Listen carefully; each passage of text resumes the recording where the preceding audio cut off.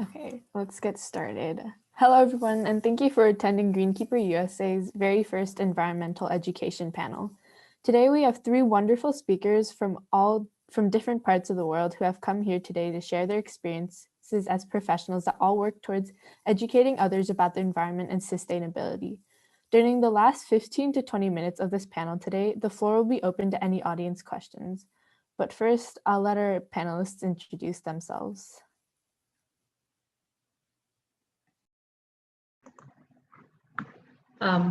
Thank you for having me here. It's really nice to be here as a part of this panel. My name is Shyamala. I'm from India, and I'm hoping everyone can hear me. I'm just doing a quick audio check. Okay. My background is I studied finance, and I ended up working in the space of solid waste management, awareness, and advocacy for over 9 years. Now I'm one of the founding members of Sampoorna Ahara, which is India's first whole food plant-based social enterprise. We not only make food that is whole food plant-based, but we're also a completely zero waste initiative that also looks at being as local and as seasonal as we can. So we are kind of an environment and health initiative in India.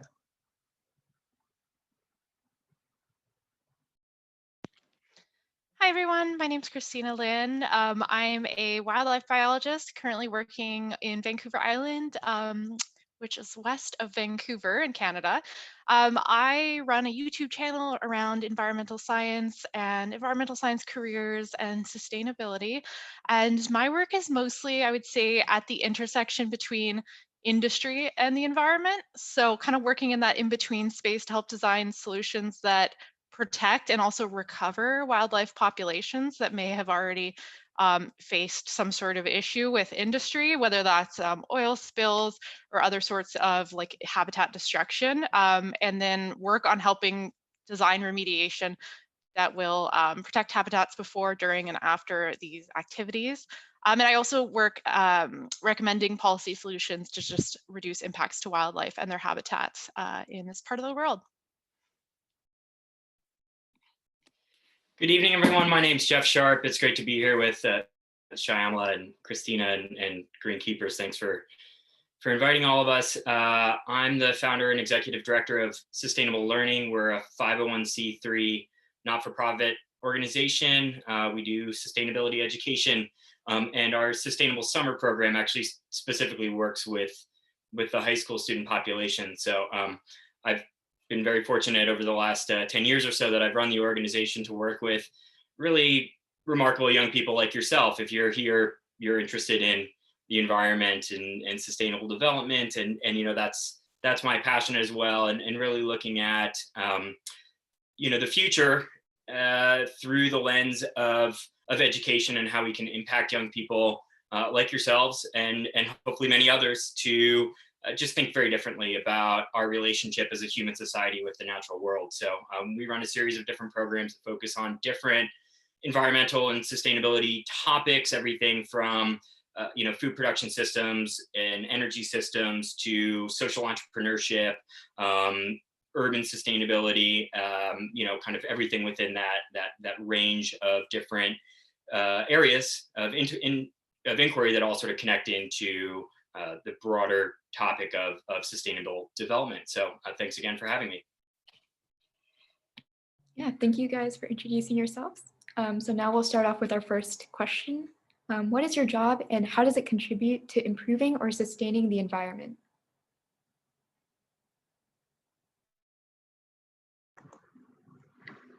So mine started off in the space of solid waste management, and we largely started off as a citizen group that came together to solve an issue that we were facing in our everyday lives. That moved on to awareness and advocacy, and now is also pushing policy and laws in the city and the country at large. So I would say that, you know, it started off on a very small scale, and now it's kind of snowballed into something that is being taken more seriously by law enforcement and by the courts themselves. I think one of the things that was facing our community, I live in Bangalore in India. It is one of the urban centers in India. We are a population of about 12 million people with a population density of about 11,500 people per every square mile, just to give you an idea of the kind of numbers that we're talking about. So the volumes of waste that was coming out of the city was huge. It was affecting all of us. It was affecting livelihoods. It was, being land dumped, and it was causing a huge number of issues around the areas surrounding the land dumps as well. So we came together as citizens just to see what can we do as individuals to help solve this issue at our own level, and ultimately also affect policies so that there are better systems in place for this kind of thing. So it started off there. We focused a lot on awareness, education building, and advocacy, not only in our own community, but also in other communities. We created a strong online platform for to spread awareness. We ran campaigns that hit 2 million people in a span of 2 years. We taught people home composting in small urban areas. So my work for over 9 years has been completely at the ground level, working with people to make this happen, to take waste management and composting to every household, so that as individuals we can create a change that reflects in the larger society. On the one hand. On the other hand, at Sampoorna Ahara, we are a whole food plant-based initiative. So we cook meals fresh 2 times a day for lunch and dinner, and we deliver it across the city. One of the problems that we face as any food delivery initiative that faces in India is the issue of packaging. There's tons of waste that comes out of disposable packaging. Even if it is eco-friendly, it ends up going into the landfills and not really getting recycled or even composted from time to time. So we looked at solutions that enabled us to do this without creating any waste. So our entire initiative is completely zero waste. We use only reusables, and in some cases, highly recyclable material in our packaging. We also work with consumer-supported agriculture to source all our produce. So that way we are working with local farmers, and we are working with farmers who our sister initiative, Farm Fresh Bangalore, has trained to adopt organic, chemical-free methods of growing vegetables. So we try and do the entire spectrum. We are zero waste. We support local farmers. We source all our produce locally, and we are plant-based as well. I guess I'll go next if Shyamala's done speaking. I just want to say how cool it is that Zoom is a thing and we can all, you're in Bangalore and I'm in Canada and I think Jeff is in the United States. How we can all come together and talk about this. That's really cool. I'm just kind of feeling that right now. So to kind of introduce what I do a whole lot of different stuff, but as I was kind of touching on earlier, the main sort of work that I do is a lot of field work right now to assess and quantify the impacts to wildlife and their habitats. I specialize in wildlife, but when it comes to a lot of habitat and habitat science work, I also do a lot with soil, water, air, even sometimes. And also, once you get that data, to help design and implement mitigation measures to help protect the natural resources that we have in the areas that I work in. I also provide some input on policy and designing policy going forward, revolving around industry and how to protect the environment against so much of the stuff that's happening right now in the world. And we can definitely talk about that a little bit later. And another really important thing about the work that I do that I really, really feel really passionate about is helping the Indigenous communities here in British Columbia actually recover. And it's not just the environment that needs to recover after these incidents of environmental pollution and habitat destruction, but it's also the local communities that have had so many of the resources that they depend on lost. So helping those communities get back to how they were is really something I'm passionate about as a part of my career, and something that I think a lot of scientists going into this field might not think that they'd be doing. Is not just working with the environment, but also, like Shyamala said, there's a lot of work with like communities as well too. I think it's the work that I do, it does contribute to improving the environment, because in some areas we don't actually have a lot of really pristine habitat left. Even when you think of like the northern forests in Canada, they're often intersected with a lot of pipelines, forestry, clear cuts, and we do not actually have as much habitat as some people believe we do. And so we need people to do this work to protect what we do already have. And it's not always like glamorous, and it's often emotionally taxing to see that the sad parts and the destructive parts, but it's really, really important work. I'll just quickly mention too, a lot of the work I also do is with my YouTube channel. I have a YouTube channel for people who want to be environmental scientists, or just people who want like the point of view of like environmental science on YouTube. And I think that's like a really cool platform where I get to kind of reach out to people directly, because I don't always get to reach out to like you guys in my day-to-day, especially during COVID. So it's kind of my way of like bringing what I learned from my career out to people in a like very accessible way. And I try to make things approachable on my channel, and how I'm kind of giving advice towards future environmental scientists, and show people kind of what a career in this field is like from a peer, I guess I would say. I'm probably not that much older than some of you guys. So I'm just trying to kind of like digest a lot of the information that I didn't get when I was in school and pass it down to everyone else. So thanks. Christina, I'll echo the sentiment about the magic of of technology and how it's helped to bridge cultures and ideas, or be a bridge for ideas. And I'll also have to just tilt my camera to say that whether you're on the East Coast like I am, or you're on the far West Coast, the fiddle leaf fig still works really well as a background shot in any Zoom meeting. So didn't want that to go unnoticed, I suppose, since it's so featured so prominently in your the context of your where you're calling in from. So anyway, I'm an educator, which, not unlike Shyamala and Christina, does involve working with communities. The communities I work with happen to be a lot of high school students.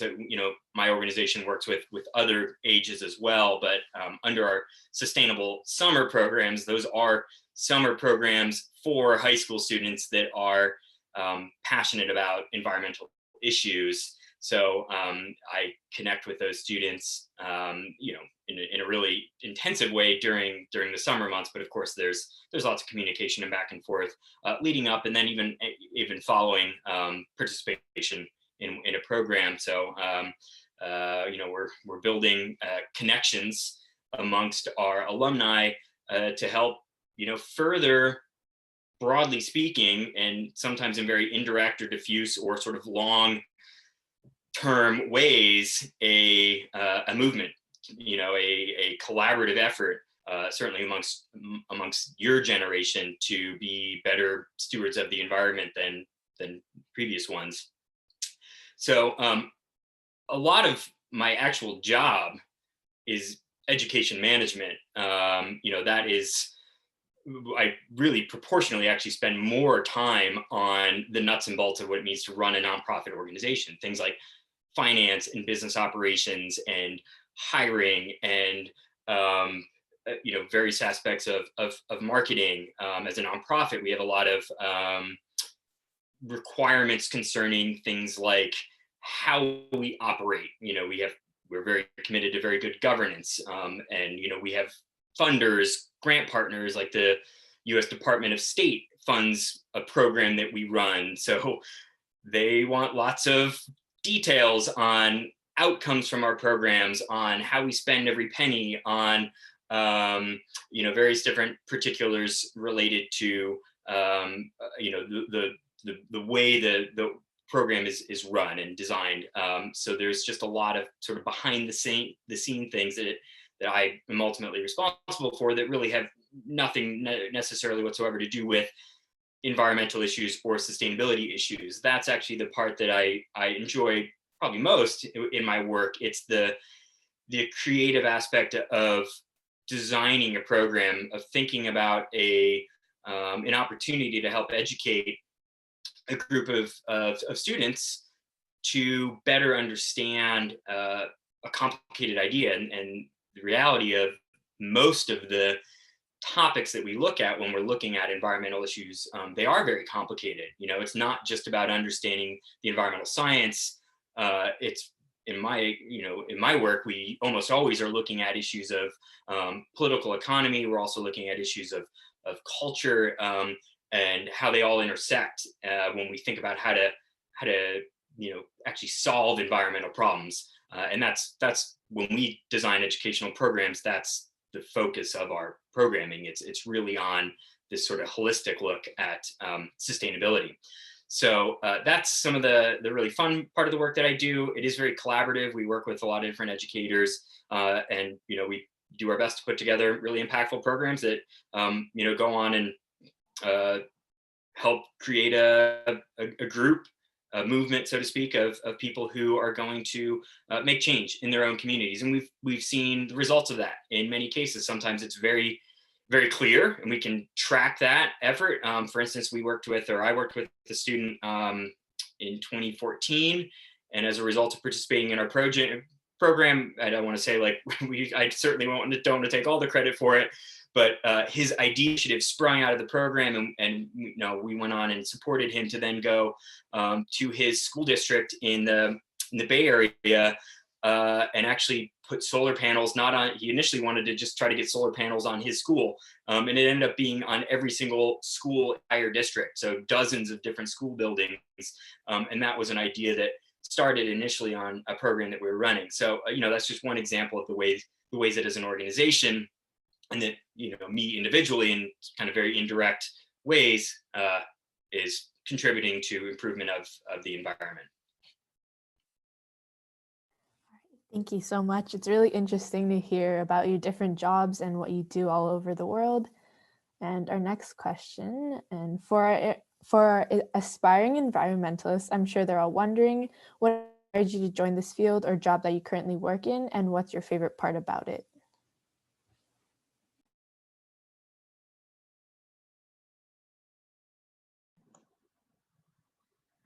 I first of all have to agree with Christina and Jeff. I think if not for Zoom, I don't think we'd all be together on this platform. And it's really interesting to see, and hear about different things that's going on in different parts of the world.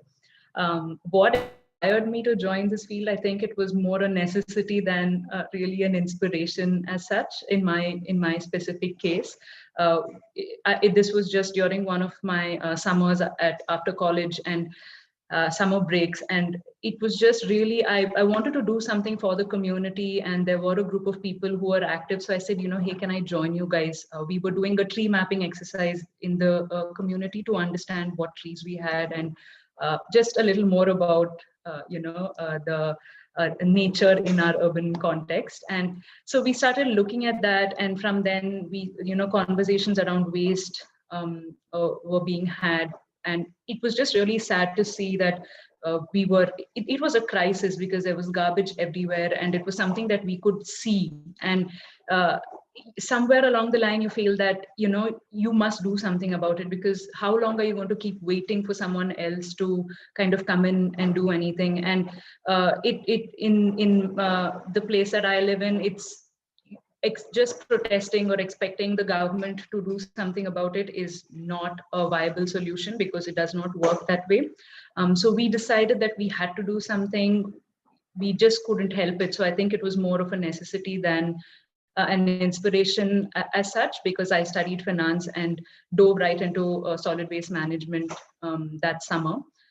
And I think one of the things that we learned along the way was the impact that you're able to create, not so, yes, of course, in other people's lives, and to see communities come together. And, as Jeff said, when you see someone who's worked with you get an idea and then go on to make it really big, and spread it. It really feels good. But I think my favorite part is just to see how much we have grown. We started off learning about what are the best ways of doing certain things that would work for us in our local context and in our communities. And to see that we have come a long way in terms of how each of us now spend a majority of our time in this space. I think my work in solid waste management significantly contributed to my work today at Sampoorna Ahara in terms of not only waste, but the overall understanding of mindful consumption, just to put it that way. So I think that is my favorite part about how learning never stops, and just to see the scope of influence that you have in this space. That's a really good point, Shyamala. As you're talking, I was thinking about many of us, I think, are, especially in some countries, are privileged enough to grow up in safe and clean communities. And it does come down to, oh, I'm inspired to do this, rather than like, no, this needs to be done because my community needs it. And that really hit home for me. That's something really interesting to think about. So I think for myself, I grew up in nature. Like I grew up farm, and we had a lot of land in the middle of nowhere. And so I was kind of always like, it wasn't so much, okay, I'm going to go outside and like play outside. It was like, it just felt like we were always outside. We had like a very, very small little trailer that like had like a few rooms, and there was kind of no point of being inside. So I was always outside with my sister playing and just catching frogs and stuff like that. And so I think that really like started my experience and my inspiration in nature. And I didn't realize that it could be a job though, like to be an environmental scientist and a biologist. Like I just didn't have anyone really modeling that job that like was like me. You see people like Steve Irwin on TV or something, but it's like, oh, that's not an actual job that I can do though, right? Like, so it took a while for me to realize I could actually like be a biologist. And that kind of came when I started university. I actually started out in pre-med because I knew I liked science. I just didn't really like know what I was going to do with it. And then I had to take an ecology class in university. And I took 2 ecology classes, and my professors were so inspiring. Like it just like was like they were speaking to me, like this is what I'm interested in. Like I'm not interested as much in this like cellular respiration stuff. I'm like, oh, now we're talking about like wildlife, and like that really just like piqued my interest, and it just worked for me in my own brain. It made a lot of sense, and I found I was actually really good at it. So that's kind of what got me started. And I would say my favorite part of my job definitely is like being able to work outside. There's less of that now with COVID because we're all kind of stuck at home. But normally I'm out in the field quite a bit, traveling. And my work in the field as a scientist has taken me all over the world. I've been able to see so many cool ecosystems. I went to school in San Diego, so I did some work in San Diego in the desert, and then I worked in Alberta in the mountains, and then I worked north of Canada or northern Canada, up in the boreal forest, and then now I'm out in the coastal rainforest. And so I got some really cool experiences from that. So it's been one of my favorite parts. And I think it's like this job isn't always as glamorous as that. Like even as I'm saying that, I'm like there were also so many times that it was not just like looking around in awe at nature. It's like, snowing and it's -40 and I'm like trying to track caribou and I'm hungry and tired. So I think it's like really good to be honest about like the less glamorous parts of it, but it was always worth it because I had like that passion for wildlife and the environment. And I think that's what got me through. Like passion isn't the only thing that's going to keep you like successful in the field, but it does really, really help when you get down to like kind of the harder parts of our jobs. And I think too, as I touched on before, helping communities and remediate the environment is like very, very meaningful part of my job too. Like Christina, I also grew up spending a lot of time outdoors, and was very interested in a career choice or profession that afforded that opportunity. And I ended up in education, really initially because I was interested in outdoor ed and experiential ed, leading trips for, organizations like Knowles and Outward Bound. And a lot of people are familiar with those two. So I'll just mention them as kind of an analog, because that's just what I wanted to do. I didn't want to sit behind a desk. And then the kind of deep interest in environmental issues kind of followed. I think there's a pretty close correlation between, the amount of time that you spend outdoors in nature and your affinity towards the planet. And for me, actually, what kind of really helped kind of kick me, entirely into the profession of sustainability education is rivers. Less so now. I've got two young children and a bunch of other things that compromise my time. But very early in my post-college years, I was very into whitewater paddling, whitewater kayaking. I've been to dozens of different countries on expeditions exploring rivers, and a lot of those expeditions took me to places where you could really see very clearly the negative impacts of development, dams, for instance, in Latin America, or pollution, gravel mining, things like that. And you could really see the health of the rivers being compromised by this development. And it made me really aware and concerned about kind of how we as a human society are connected to that remote river in Ecuador that's being dammed because there needs to be some electricity in this country to power some industry that makes something that we then buy in the United States, for instance, and how it's all kind of connected. And that kind of, for me, started to get me feeling like this is where I want to, really focus my life's work, and continues to keep me really intellectually engaged, because as I mentioned before, a lot of these problems around sustainable development issues, they are really complicated, really complex. And so you can easily imagine spending in a lifetime or 20 trying to just make sense of some of these issues. So that's a big part of why I enjoy this work too. It's always kind of scratching the intellectual itch there. It was really amazing to hear about all the different experiences you guys had with different jobs and how they all contribute to one goal at making our planet a better place. From that, we want to move to the next question, which is, what advice do you have for students looking to pursue jobs in environmental sector or some jobs that are similar to that?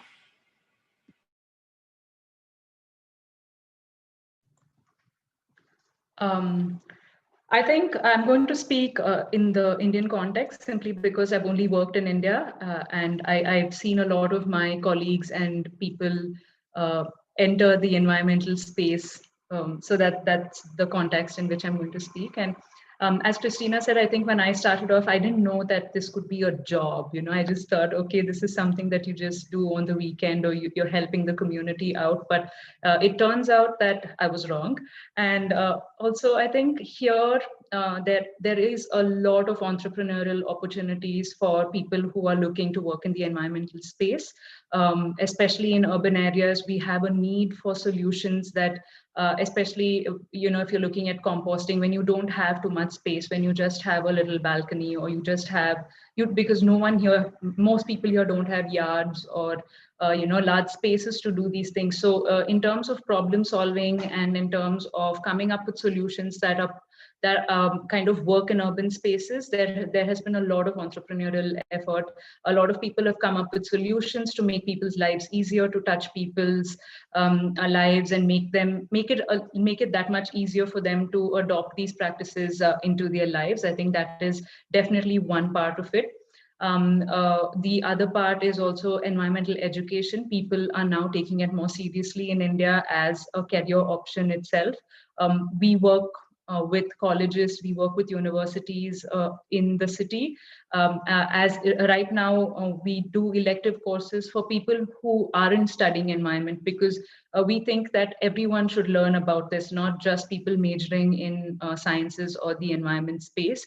So we work with people who are working in the business space. We work with people who are working in, in fields completely unrelated to the environment, because I think it's a part of our life, right? Like all of us live on this planet, and knowing things that we could contribute to in our own little ways, that we could take on and do. I think that is definitely happening. The third thing is also there is an intersection of environmental aspects in any job. Like if you're looking at someone who's studying architecture, if they learn and if they are sensitized to environmental concerns, and if they understand how to build the most sustainable buildings wherever you go, I think that in itself is a value add and a job, and something that we should all look at. So we have wedding planners. So in India, weddings are a big deal. It's anywhere from 2 to 5 days, and we have over 2,000 guests at a single event. So the kind of wastes that we're looking at from events like this is huge. The volume it's just unbelievable. So to see people who are event planners and wedding planners take on environmental courses and understand the consequences of what they do on the environment, and then come up with solutions that are solving that problem while you still have your celebration. But how do you do it in a way that's responsible? How do you do it in a manner that is uh, that is easy on the earth, so to speak? So I think there are all of these opportunities available in India. Environment education is definitely a growing one, I should say.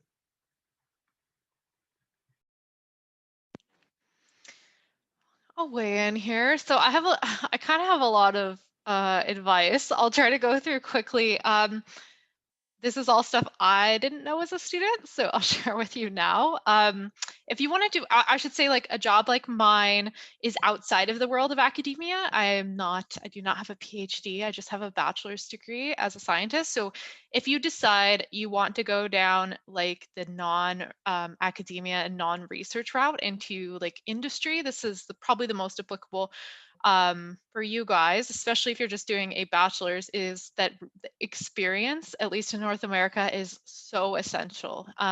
Internships, volunteer work, paid experience, all of that, like anything that pads up your resume so that when you graduate, you already have like a year to 2 years of experience when you're out of school, is gonna, for a lot of people, like that is what gets them a job.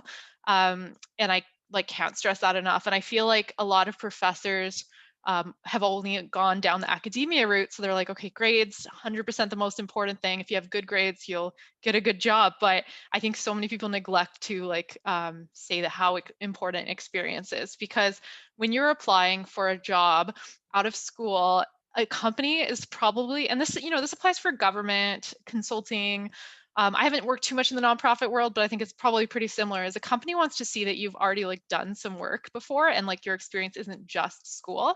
So even if that means a research assistant in a lab in university, or interning at a local nonprofit, something like that is going to get your resume way higher up in the stack than someone who's only done school. So I also recognize that it's very hard for folks to try to do this on top of their ordinary schoolwork. And I'm not sure if everyone here is still in high school or has already started college, but if you're in high school still, you have time. So it's even better to start thinking about even looking at programs that have an internship program built into the curriculum, which is how my school was at UCSD in San Diego. The ecosystems majors, they have a required internships. You have to do I think it's at least 6 months of work experience and do a thesis on it. And stuff like that is really important to take advantage of. And those also get you references for jobs. So bosses and professors that you work with can be references later on down the line, and just that networking too can also be what gets you a job. The other thing I'll say too is you can start doing a job search now, even in high school. And what I mean by that is like go on the job boards in your area and type in like the title of the job you think you might want to do. So if that's wildlife biologist, type wildlife biologist. If it's just like environment, because you don't really know, just type environment and see what comes up in your area. And if you're open to moving, then try different cities and see what those jobs actually require you to have. Like they'll say on the job posting, like bachelor's degree with 3 years of experience or master's with 1 year, and do the best you can to like get that experience so you fit all of those job requirements as soon as possible. And even if you're doing like, you know, say you can only do like 1 day a week or 1 day a month, even having that is still going to be useful because that's still a line on your resume for when you graduate. And if you are looking more on the grad school route, then grades are going to be more important than someone who's not interested in going to grad school. But still, even when you graduate with a PhD, if you have a PhD but no experience outside of academia, it's going to be really hard to get a government job or a consulting job when all of your experience is in academia. So I think that diversification of experience and exposing yourself to all different types of jobs through internships, like that's your time to like look around and see what you want to do. You know, interns get away with a lot, and you know, you can learn and ask questions. And once you start the working world, it starts becoming a little bit, you know, you kind of got to pick up quickly. So the time you have as an intern is like your time to learn. And I think if you are able to totally take advantage of that. And you can also get paid internships. That my first internship was paid, and it paid more than my fast food job. So there was no reason to do anything else. So those are some of my tips. I have so much more, but maybe I'll leave it at that for now. That was great advice, Christina. I was going to also delineate between kind of academia and everything else. And, you know, that's something you're going to be navigating relatively early on in college is kind of, you know, what path you want to go.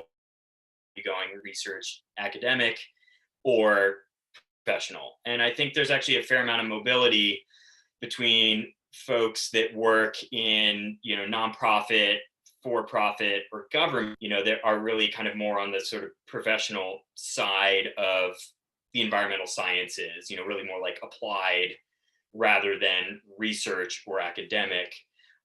So that's, I think, a really good thing to keep in mind. And it's true too, not just for the environmental sciences, it's kind of true for everything, every field of study. The other thing I'll mention is, I think, and this is to some extent true also, regardless of, you know, the environmental science field, just sort of broadly speaking, I think it's really difficult until you've spent time in the labor market, in the job force, so to speak. I think it's really difficult to understand how specialized our economy is and how there are so many different jobs just within the environmental sector, so to speak. Everything, you know, there's, you know, we can talk broadly speaking about like technical jobs versus policy versus, you know, education, whatever the case may be. You know, I think most people have no idea that there's a burgeoning, you know, conservation finance, you know, subsector. You know, there's tons of work now on carbon sequestration and carbon markets. You know, there's all kinds of opportunities. And the only thing I would encourage, it's going to take a long time just to figure out kind of what all those different opportunities are. The only thing I'll mention is just sort of be aware of the fact that there's really a whole range of things within this field of work that we call kind of the environmental sector. And, you know, take time to really educate yourself on all of those different things. And it's a really great time, I think, to be, you know, have your whole academic future and professional future in front of you, because this is a growing area of our economy. You know, there's some speculation that it's going to be $1 trillion industry, so to speak, just like clean tech, you know, alone.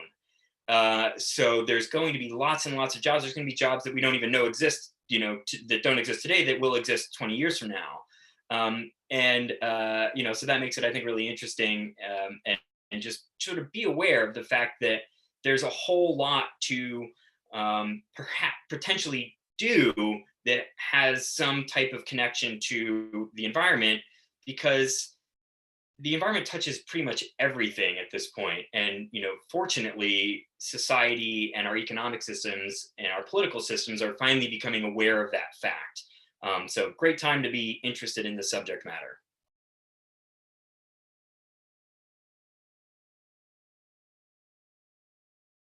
Okay, thank you. And as someone who wants to pursue a job in the environmental field myself, I'm for sure going to apply what you all have said in the future. And our next questions are less about your occupation, but more about insights you have gained while working in your field. So what, in your opinion, is the biggest environmental threat that we all face?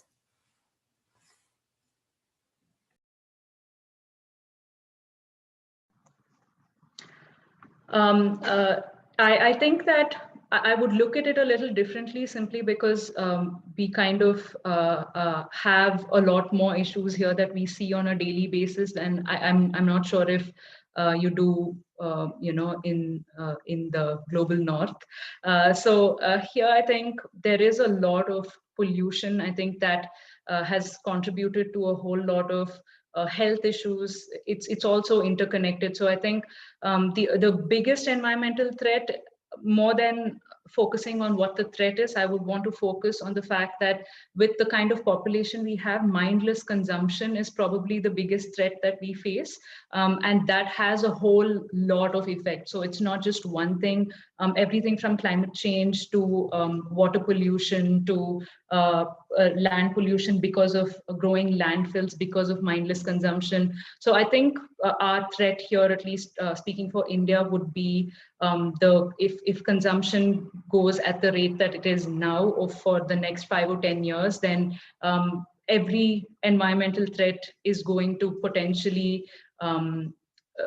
really affect us in a way that that I don't think people are ready for at all. For instance, in Delhi, location specific in Delhi, air pollution is the biggest environmental threat that they face on a day-to-day basis. The air quality is so poor that people are suffering from respiratory disorders, and children, I mean, it's commonplace to have these respiratory illnesses and to stay indoors because of that in urban spaces. So it's to some extent location specific, and but I think overall all of us are at the risk of those same threats. It's only a matter of time before we have the exact same air quality as, let's say, Delhi, or so we have the exact same water pollution as, let's say, Mumbai. So I think we are in a very vulnerable space. So I don't really want to pick on the biggest one, but I really want to talk about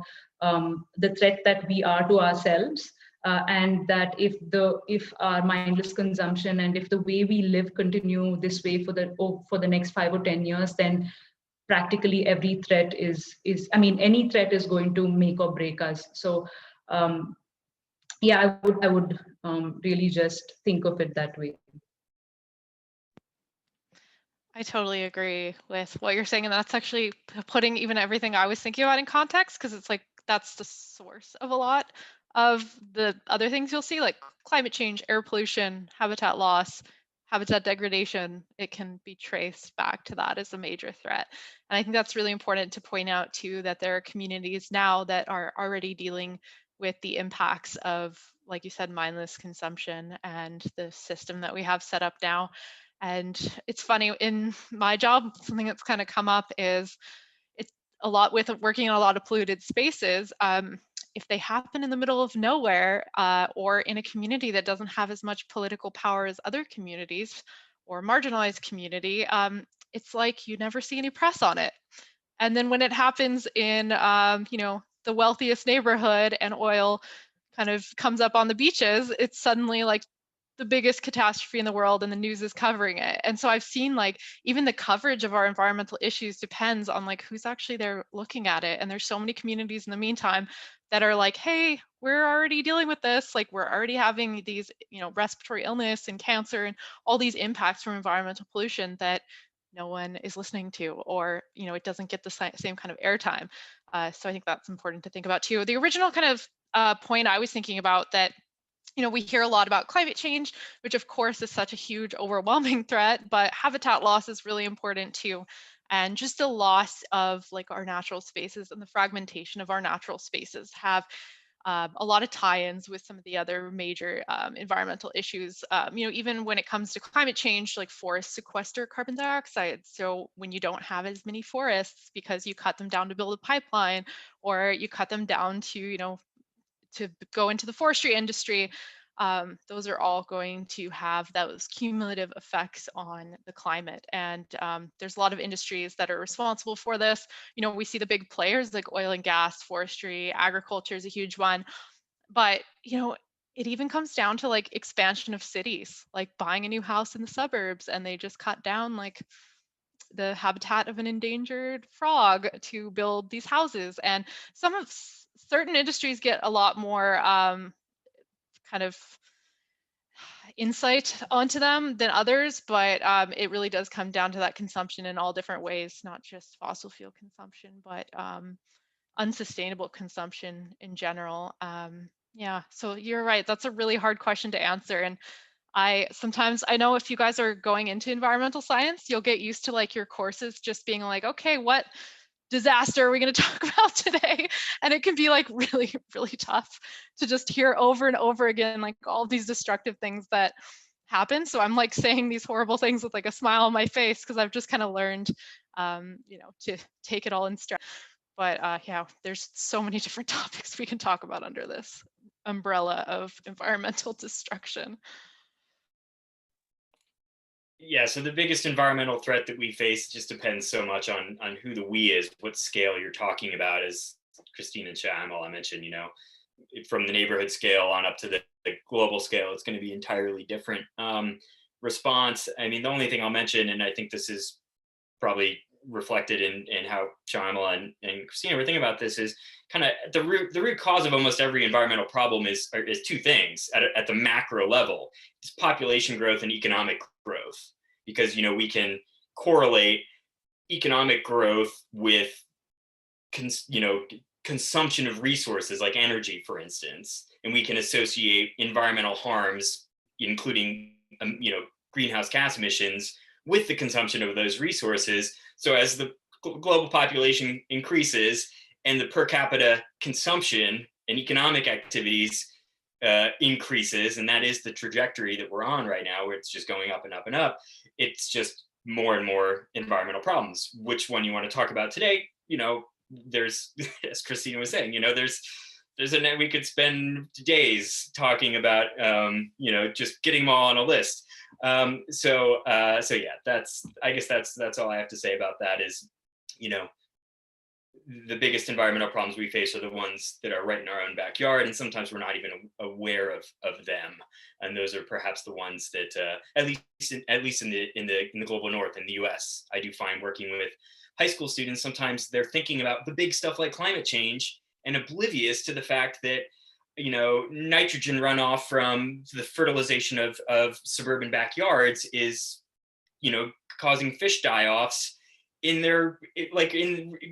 15 miles from where they live, and they don't even know about that sort of thing.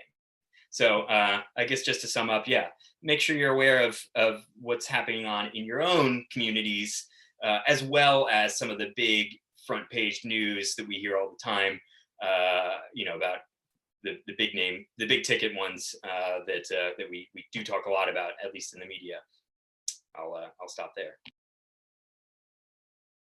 Yeah, so even though we've been taught that we can make slight improvements in our everyday life to be more environmentally friendly, there are just some issues that take joint efforts to really make a big impact. So really, what is the biggest obstacle that we as society face when it comes to improving the environment?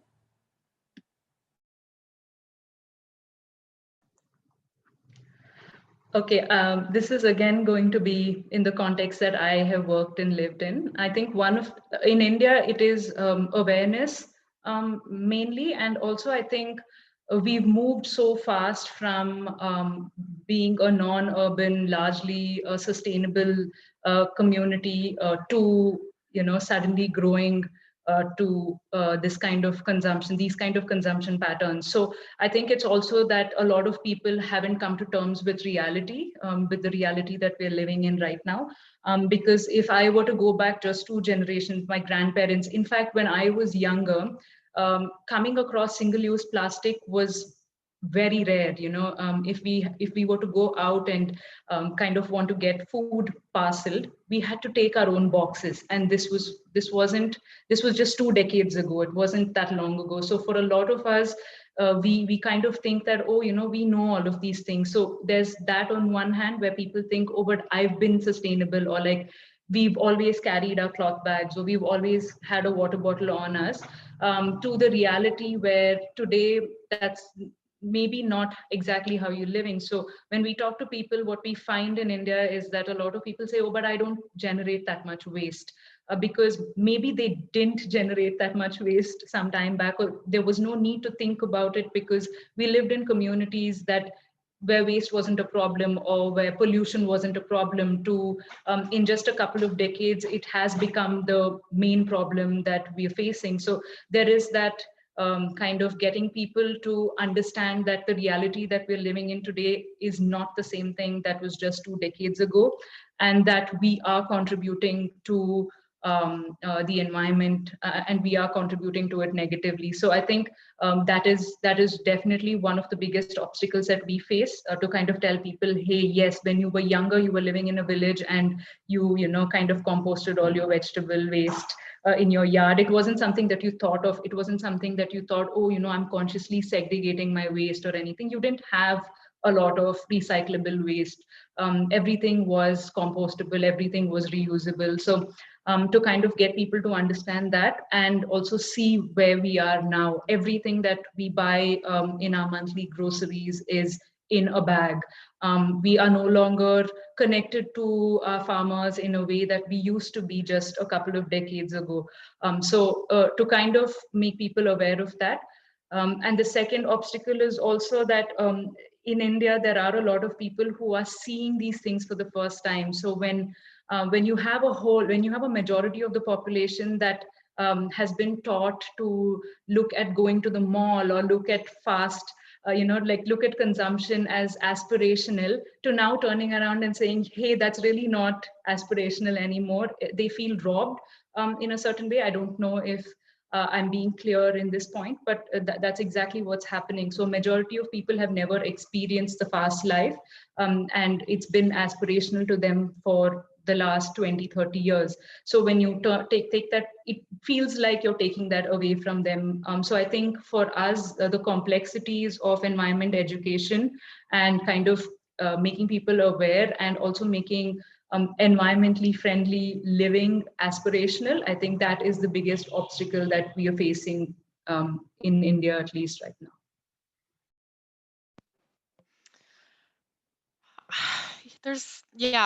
I think that probably the biggest obstacle right now is that it's going to take such a fundamental shift in how our society operates to make long-lasting environmental change. And maybe that's coming from the perspective, well, it's definitely coming from the perspective of someone in North America, because a lot of us are responsible for a lot of the pollution in the world and the carbon emissions.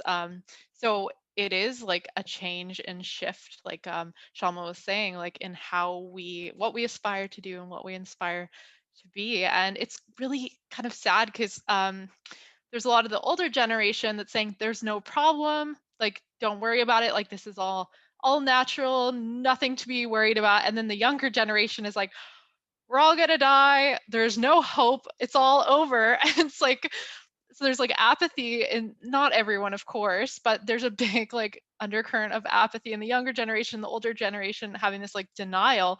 And it's really hard to put those together to actually create what needs to be done and the shift we need, like in the way that we operate as humans. And realizing something I've been thinking about a lot about is like even things like the economy and like industry, these are things that humans have created, and we can change them so that they operate in different ways that's much more friendly to the planet. But the problem is there's a lot of money in the way things are going now.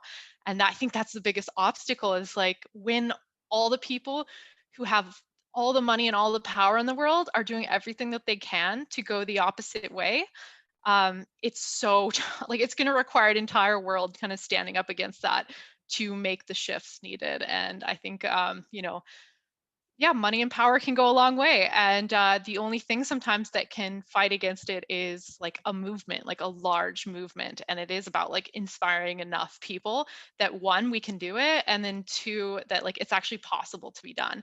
This isn't all in vain. So I think that's really important to point out too, besides just like the personal responsibility of things, because I think that could be a big like hot topic is like, is it because I'm at fault because I, you know, am not zero waste, or is it because like the system is not set up for me to be able to, you know, compost at home, for example, or something? Like I don't have the materials, I don't know how to do it, I don't have that education. So there's a lot to be said about it not just being like 100% on the consumers, but also around the people who are in power now and the people who have the power in the world not doing what's best for everyone, but instead doing what's best for their own pockets and the select few. Yeah, totally. I mean, that's exactly it. It's all about changing behavior, and I just don't think it's at all effective to try to guilt people into changing their behavior. You know, you fundamentally just need to make them feel like it's better for them. It's a more luxuriant life in some ways to spend less on consuming things you don't need. You know, to do things for yourself instead of outsourcing them to some faceless corporation. I mean, there's dozens of examples about just some of these simple shifts in behavior. And you know, if some of these changes are implemented by a large percentage of the population, and when I say the large percentage of the population, I mostly mean the big industrialized countries, you know, not necessarily the low and middle income countries, but you know, consumers, citizens, so to speak, in North America, Western Europe, etc., that, you know, just come to their senses and realize it is smart, it is rational to live small, so to speak, you know, both in a physical sense and sort of like the home that you live in, and but also in terms of your carbon footprint and your consumption patterns and things of that nature. You're ultimately going to be happier. It's just getting everyone on board with that, I think, is the real challenge. And like any movement, once it gets going, you know, once that snowball really starts building momentum, it becomes a force to reckon with. So that's where, you know, hopefully we continue to see more and more people starting to change their behavior, because if that happens, more will. And that is the biggest obstacle, is just sort of getting that critical momentum going, so that then, you know, we're in a much better place 10 years from now than we are today. Yeah, it's truly important to hear the obstacles we face as a society in order for us to actually be able to try to make change. So in order to get through our questions and leave time for the audience to ask some questions, we're going to have to skip a few questions. So we're moving now to some of the questions that our audience has submitted. So one of the first questions is, what are some ways high schoolers or students can help make a difference and create lasting change?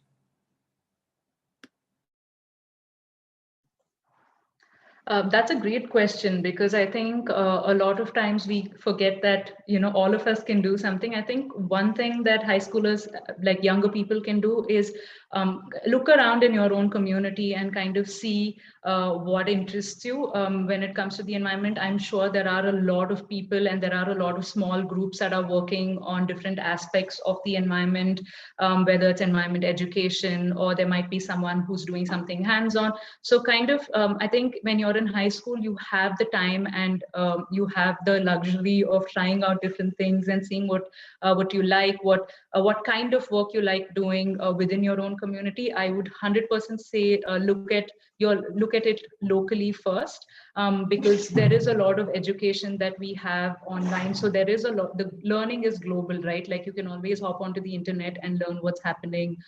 You can attend sessions that you find interesting, but getting hands-on and kind of being a part of community movements, I think, is a powerful way of getting started. It's well within everyone's resources. It's within reach. It's also a good way to kind of understand the local problems and the solutions that are kind of happening within the community. I think that is definitely one.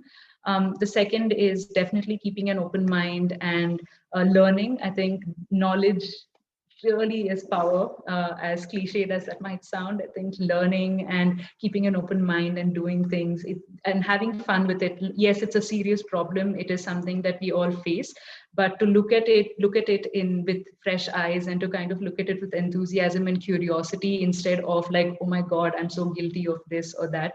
I think that is a great first step. Yeah, I would say there's so many inspirational high schoolers out there in the world right now, like that are not just like, doing great things for the local community, but actually do have global recognition, like Autumn Peltier, who's a water protector. I think she's out of Canada, an Indigenous water protector, and she's on social media, like spreading the story of her community. And there's, Greta Thunberg is another example of like, she started this movement. She was like 15 years old. And so even having like social media that like is used as outreach can be something that can really make a big difference too, beyond like just your local community. And even within your community too, it's like there is so much that you do not need to be 18 to do to start getting involved with those organizations. And I guess also say too, like you don't have to identify as like these big popular environmental movements. You don't have to identify as like a zero waster or a vegan or a minimalist. Like if those titles fit for you, that's great. I think a lot of younger folks get really wrapped up in like these communities without like trying to look at the bigger picture. Like those are all really important, but they all play into like where your things come from, like the stuff that you buy. Like look up now, use the internet. Where is the food that you buy come from? Where is, the electronics that you buy? And you might not have a choice over what your parents are buying for you. But, once you are out of the house, you will. So like educating yourself on like where a lot of like your local food and your local products come from, I think is really important. And to also just think about things as not like I'm going to be 100% cruelty free, because then someone will go, well, what about the field mice in the field that like your strawberries were grown in? It's like it's all about harm reduction, I think, is the most important thing. And I see a lot of the public like thinking about them as these things as so black or white. Like you either are like completely perfect or you might as well not do anything. But there's a huge spectrum in between, and there's no reason it needs to be so binary like that. So like just doing the best you can with the ability you can at this point of your life. Yeah, I would say, start at your own home, obviously, and thinking about what you consume, not, what you eat, what energy you use, what other materials and things are coming into and out of your own home, trying to influence your parents, get them on board, show them, that it makes good financial sense too.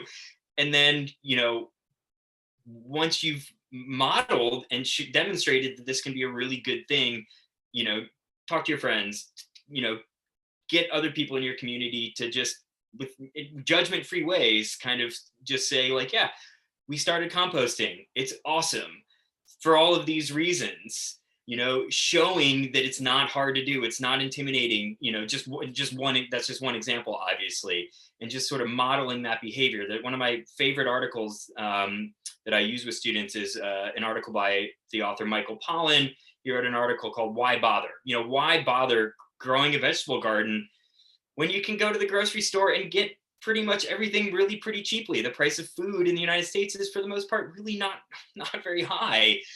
But you know what? It's like, it's a demonstration that just taking ownership of some small aspect of that supply chain of that which we consume can be really rewarding and really fun and not super scary and intimidating. That is what gets other people to start just thinking a little bit critically about not just where their food comes from, but then everything else. So yeah, it's I think easy to sort of say like, what can I do as a high school student to make a difference? These seemingly little things can make a huge difference in aggregate. If every high school student in the country, made some better decisions about what they consume, we would be really on the road to a much better future.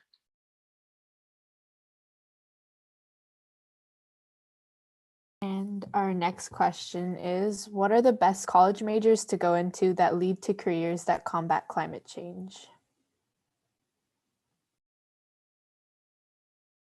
I mean, environmental science, I would say, as well as I think a lot of the social sciences, and even business. There's a million different ways to, kind of skin this cat. Having a solid foundation in the the natural sciences, I think is pretty important. But a lot of the real change is going to actually come out of policy and out of industry, rather than kind of research and the nitty gritty of kind of understanding the system, the natural system, so to speak. I'm sorry to jump in there, but anyway. Shyamala, do you guys have majors in India in your universities? Because I know it's not a universal thing worldwide. I think it might, I'm not sure if it's just North American. I'm curious though. We do have majors, but not in the same way that you guys do. So it's you pick of it's not, first of all, it's not as interdisciplinary. It's not easy to kind of do two things that are looked at as completely under in terms of education. So we do typically in our bachelor's, the large majority of people pick between business, that is commerce, science, or the arts.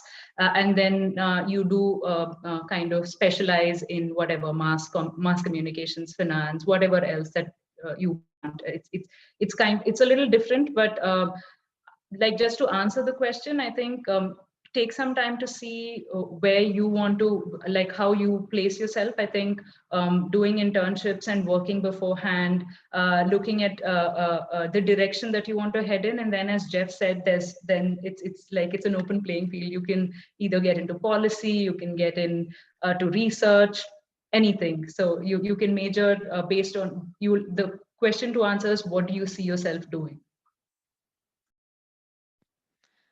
Yeah, I totally agree with those.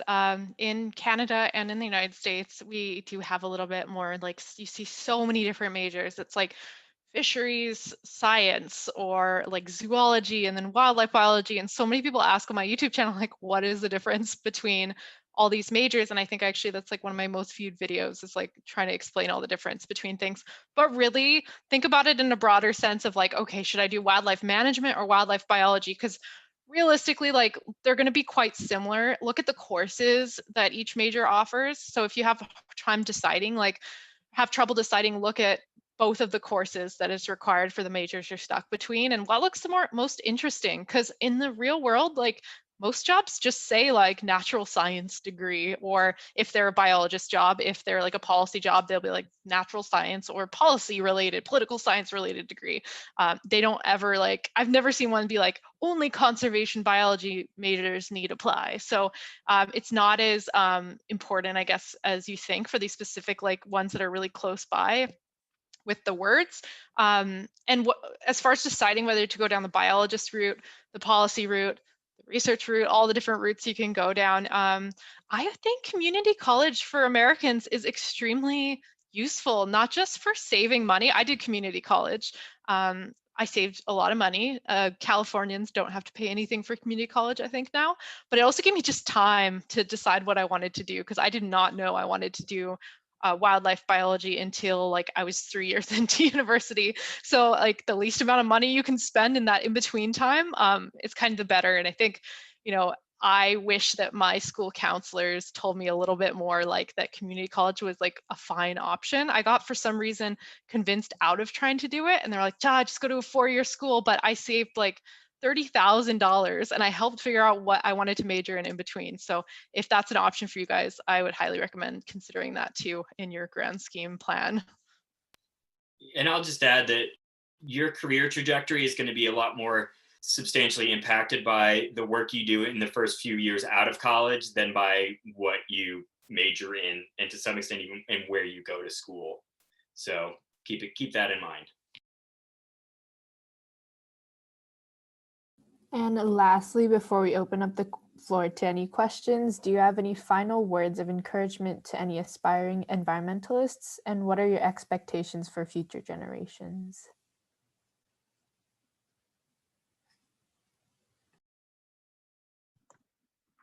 I think words of encouragement would just be that I think all of us have power as individuals in our own lives, and also what we do in terms of affecting larger policies, larger ideas, and larger rules that we've laid down as society. I think we have a lot of power, and there's a lot that we can do in our own lives, which is where we have the most control, especially as younger people.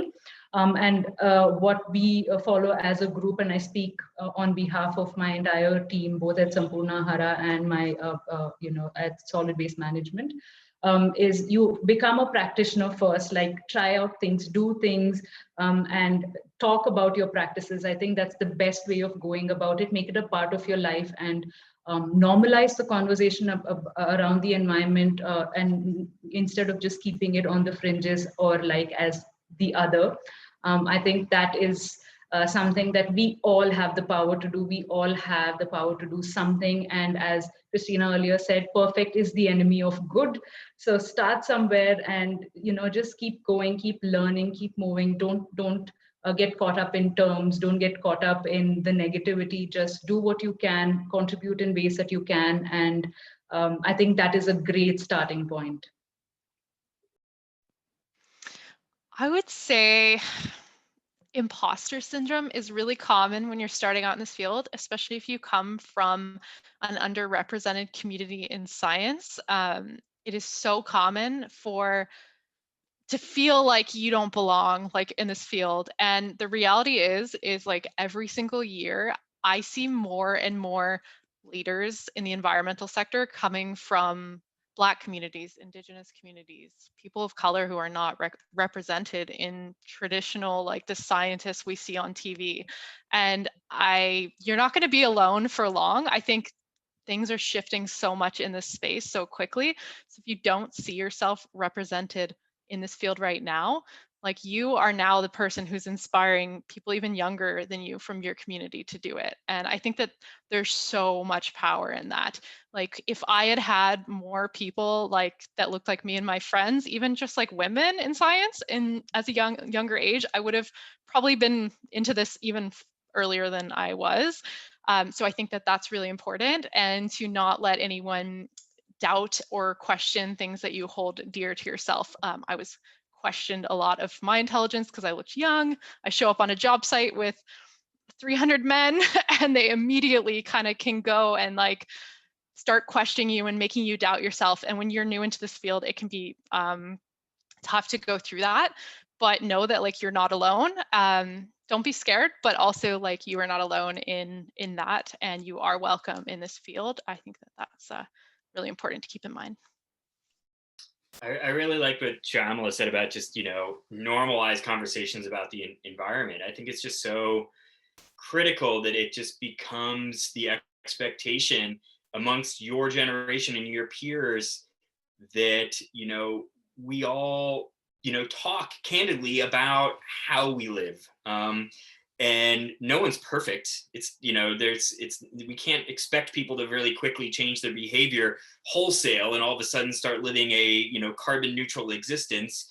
But, finding that one thing, those two things maybe that is a relatively easy behavior change for someone to adapt, and encouraging, your friends to do that and modeling that in your own behavior. I think it can be a really empowering aspect of who we are, our identity as people.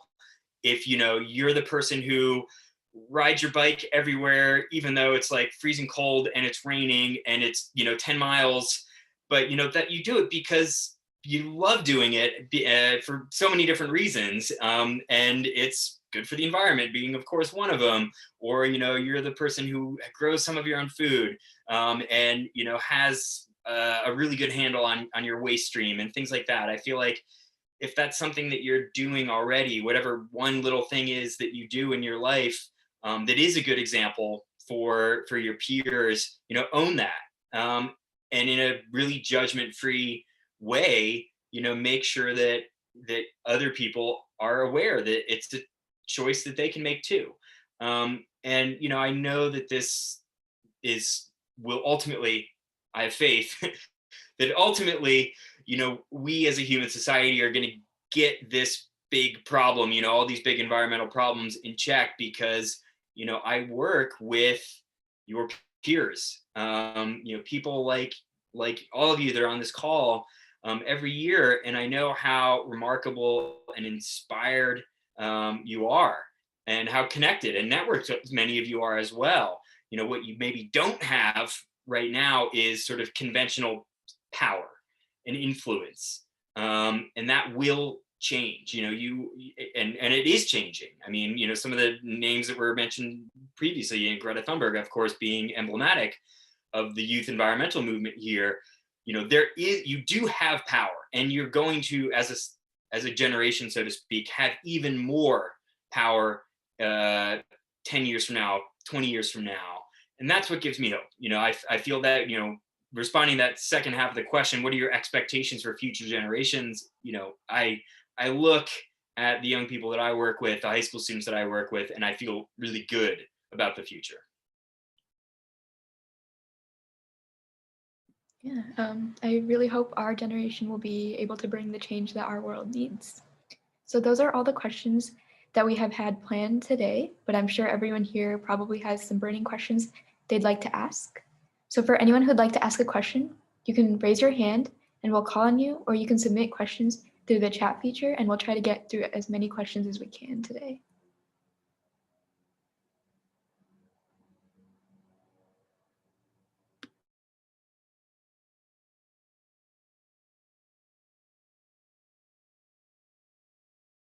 Rohi, would you like to ask your question? Yeah, sure. So first of all, I just want to say thank you for being here. I've learned so much just from the 2 hours that we've been here. So about every 3 months, you see on social media that there's like a wave of people saying, oh, we have 30 days left to change our ways before the earth reaches the point of no return or something. And that can be scary. So my question is, how do you recommend managing anxiety or stress about our current environmental condition?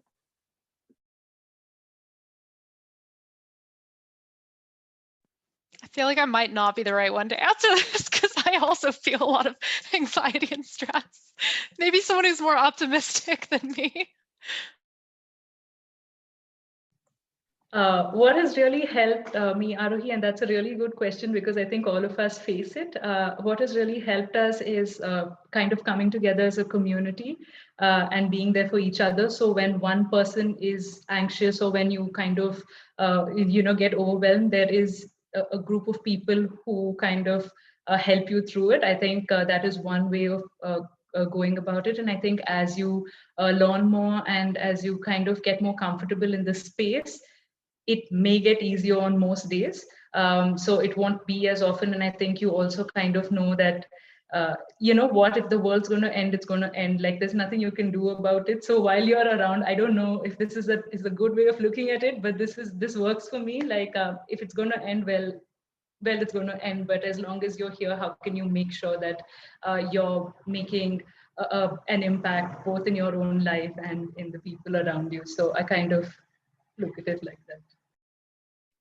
Yeah, I'll just say too that if you are here, if you have the ability to be on a Zoom call, spending, part of your time trying to be a part of creating a better future, you are not likely to be someone who is personally going to experience the worst impacts of global climate change, of, environmental harm. That's just a socioeconomic factor. I hope I'm not off base with that. I don't know too much about, who's a member of this particular organization. I think it is important, obviously, to show a lot of empathy towards the, nearly 1 billion people who are particularly vulnerable. And, that's reason to have concern, but I don't think there's reason to be, personally stressed about the state of affairs that we're in right now.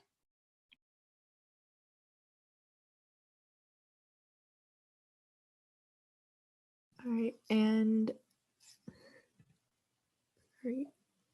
Sharvi, go ahead. Hey, hi.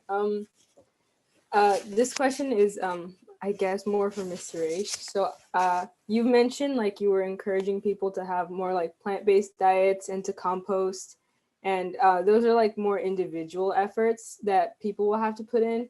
And I'm not really familiar with like the environmental agendas in India and stuff. So I'm curious to know, like, what's the biggest possible change that you would like to see in India that stems from like maybe corporation or government responsibility instead of individual efforts?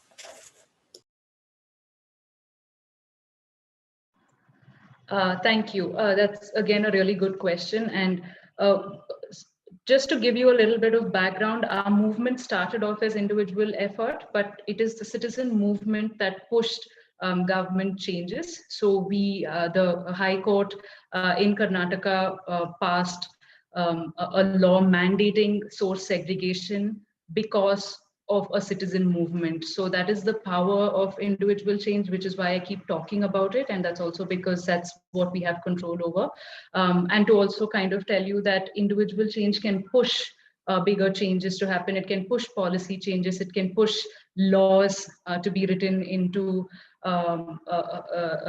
power. So I think that that is something that we consider a win in the community here, that our state and our city was the first to have a law mandating source segregation and mandating a whole lot of other things for larger waste generators, as you said, like when you're looking at bigger hotels or industries. So the laws actually included some of those aspects as well, and that started as a citizen movement. Today, this was at least 7-8 years ago. Today, I think we do have a lot more initiative from the government in terms of, I'll speak first from the waste perspective, because there is something called the Swachh Bharat Abhiyan, which has put in a lot of effort in awareness building and in solutions to kind of Swachh Bharat is basically a clean India. To kind of bring that into every state. So the state machinery has put in funds, has put in systems, and where there's political will, things move a lot faster, especially in India.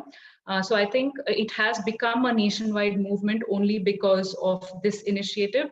I'm not saying it's perfect and it's the best thing that's ever happened, but it has contributed greatly to bringing the conversations around waste and the conversations around cleanliness to the forefront. The Swachh Bharat Abhiyan also talks about eliminating open defecation in India. So it's not just individual solid waste management, but also at that scale. So I used to work at the Indian Institute for Human Settlements, and as an institute, we worked with the Bill and Melinda Gates Foundation to come up with solutions that may work in more rural spaces to end open defecation. So there are all these elements that come together, and there is a lot happening both from the larger institution and government standpoint as well. I would really like to see this movement not lose momentum. That is the first thing to answer your question as to what I would like to see more of.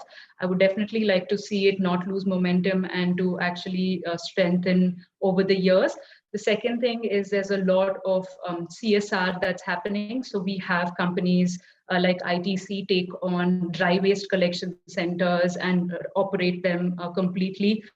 So that is another way in which we're seeing bigger corporations come into play and work with the local community on solutions that have come from the local community. And it's more of a bottom-up approach rather than a top-down approach here. The third thing that it hasn't happened yet, but we really want to see is corporates taking responsibility for the waste that they produce and the waste that's coming from them. So some form of responsibility there is something that we are all looking forward to here. Thank you. All right, Eric, go ahead. Hi, yeah, I wanted to give you guys a space to acknowledge anyone that inspires you or like yeah, so that was my question. Like, who continues to inspire you or makes you want to be a better environmentalist?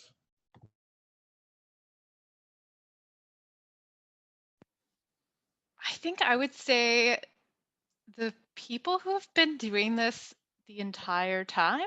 And what I mean by that is some of the indigenous communities that I work with. We tend to see a lot of these movements, like these zero waste, veganism things, as like something that like the upper class, like European society tends to like dominate. But my family is from Mexico, and there's so many of these movements that have already like we've just always done. Like we've always reused our containers that we buy from the store instead of buying new ones. Like there's so much in the communities already that makes me feel silly to even say like, oh, here's this new initiative that we're going to do this, and this is like really similar to what Shyamala was saying earlier, is like this is the way we used to do things, and there still are so many people who are doing things that way. And those people who continue to be able to like live their traditional lifestyles despite everything that has been trying to get them to stray away from it is really inspiring to me.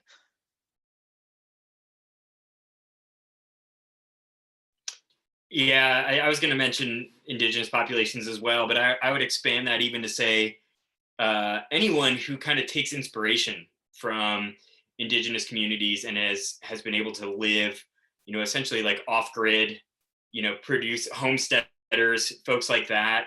I mean, I consider myself to be a pretty green person, but like, oh my goodness, there are so many people out there that have, that are really not, they're carbon negative, in the way that they are connected to the land. They're managing woodlots for nature, and raising animals and helping to create biodiversity in places that had been depleted of it. And those are the type of people that inspire me, not much more so than some big name that you see splashed around the sort of environmental news.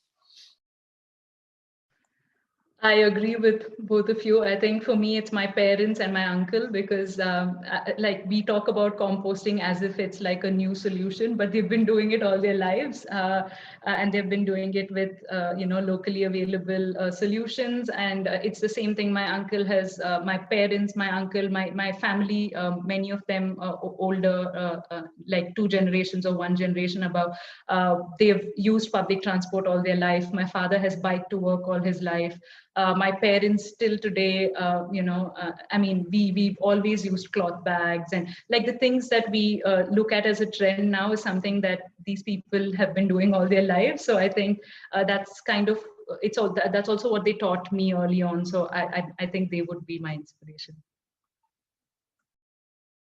And Serena asks, is it difficult to find a job in the field of environmental science? Is there anything else besides getting job experience we can do to stand out on job applications? I provided my responses in writing in the chat message, so I'm good. I don't need to speak on that one. I think I read Jeff's response there. I think that's pretty spot on. Is like, yeah, it is improving, but right now everything is quite hard. I guess I'll say you folks are pretty lucky you're not like entering the job market during COVID right now, because there's a lot of people who are struggling with budgets and stuff right now. But I think that personally things are going to bounce back like in the next few years, and the more we implement environmental policies and elect like the right environmentally friendly politicians, like the more support monetarily there's going to be for these jobs. So I think it's only going to get better, but you just need to put yourself in a good position to capitalize on those opportunities. And yeah, getting job experience is one. Connections can be really important. So even your classmates you're in school with now will one day be peers in companies. So maybe be nice to everyone around you, because they might be your hiring manager one day, or you'll be their hiring manager. So I think that's really important too. There's a lot you can do to like build your resume now. My first volunteer work was in a hospital, and I put that on my resume for like the first 3 years, and I did that in high school. So you can start doing it now, and I think your options are only going to get bigger as more jobs open up.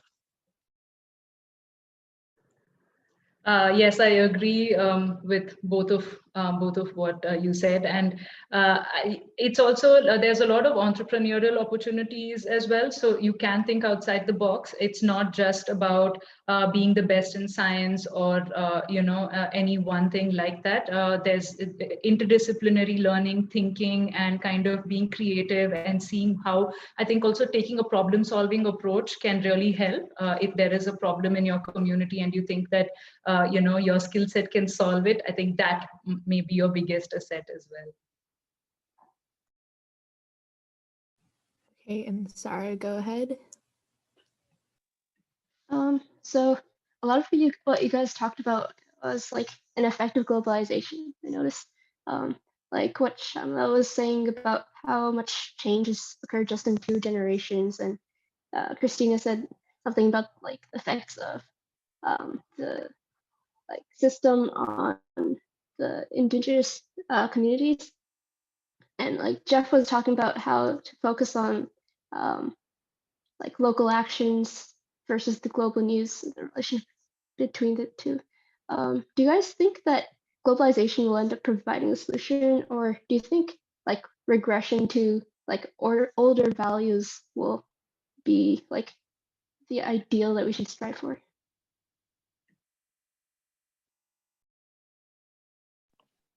That's a really good question. I think it's somewhere in between, because I think there have been humans on this planet for a very, very long time. And it was only been in the last like few hundred years that things have escalated out of control for the environment. And so I personally think that giving the people who were traditional stewards of this land the ability to operate their lands in a traditional way, at least speaking from like my perspective that I know in North America, can be like, it's called the land back movement. And it does tie into environmentalism. And I think that initiatives like that to return to traditional stewardship practices of the land is where I see things going, but that's also a global thing as well too. Not one country can do it in isolation. Everyone has to do it together. I won't add anything to Christina's really excellent response other than say 2 things. First, that was a really exceptional question, I thought, Sarah. And second, the reason I won't add anything is because I could teach an entire course right on this, piggybacking off of this one question. So I definitely don't want to even attempt to address it in a quick 1 or 2 minute response. But great question, and hopefully that's something you all want to put your intellectual efforts towards considering. Yeah, I agree. I don't think there's that much one can say in a minute or 2, and it's a really great question. And yes, I do think that while globalization may have brought on some of these problems, I don't think I think that the answer is somewhere in between. And I mean, there's just a lot to say. Yeah, I don't think I can get started on that right now either. And our last question for today comes from Jorge, who asks, can someone who is not best at science still get a career in helping the environment? Again, I provided my 2 cents as a written response, so I will remain silent. Yeah, definitely. It's not, scientist is not the only option for environmental protection. There's engineering, there's policy, there's law, there's art. I think that's an easily neglected one.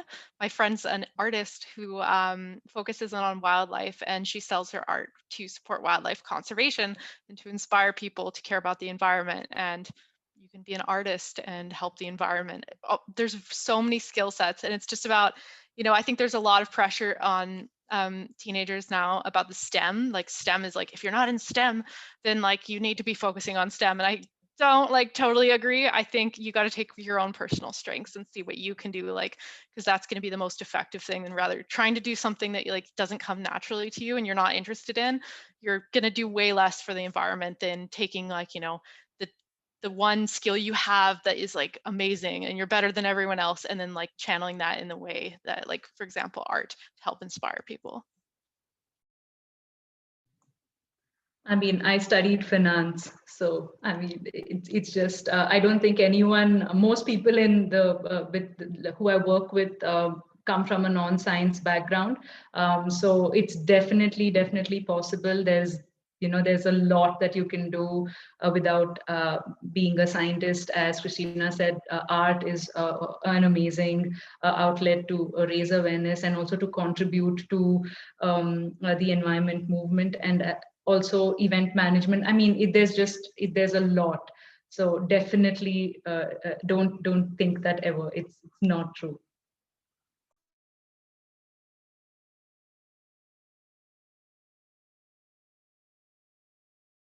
And I think that is all for the audience questions, and thank you all who asked them. So that is all for the very first Greenkeepers USA Environmental Education panel, and thank you all for attending. For those who missed any parts of the panel today, a full recording will be available on our YouTube channel, Greenkeepers USA.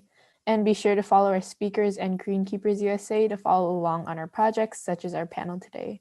And a feedback form will be emailed to everyone after the panel, so please let us know how we can improve on panels in the future and any other projects. And huge thank you again to Shyamala, Christina, and Jeff for sharing their experience, knowledge, and anecdotes, and have a wonderful rest of the day wherever you are joining us in the world. Thank you all for attending. Thanks for having us. Thank you. Thank you. Thank you.